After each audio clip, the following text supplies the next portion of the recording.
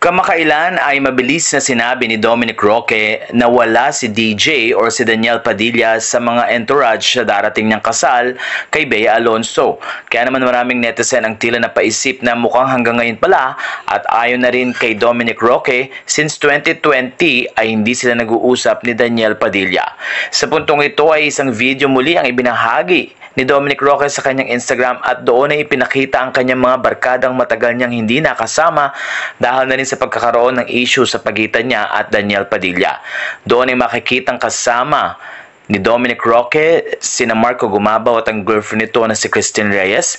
Nandun din mag-asawang sina Pat Sugi at nandun din sina Gabby Garcia at ang boyfriend nito na si Khalil.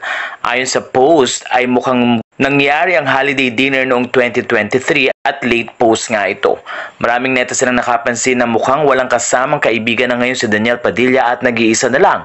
Marami tuloy ang nagtanong kung may ugali daw ba talagang hindi maganda ang aktor na si Daniel Padilla dahil tila wala na siyang kaibigan ngayon na close at nakakasama.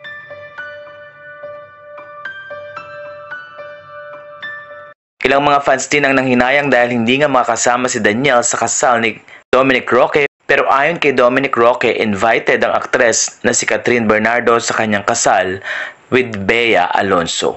Kaya naman dahil dito, tila napatunayan na meron talagang problema si Daniel Padilla sa pakikisama sa kanyang mga kaibigang artista dahil ngayon ay malaya nang naipopost ni Dominic Roque ang mga pictures or video na kasama niya ang mga kaibigang matagal din niyang hindi nagkaroon ng pagkakataon na makabanding.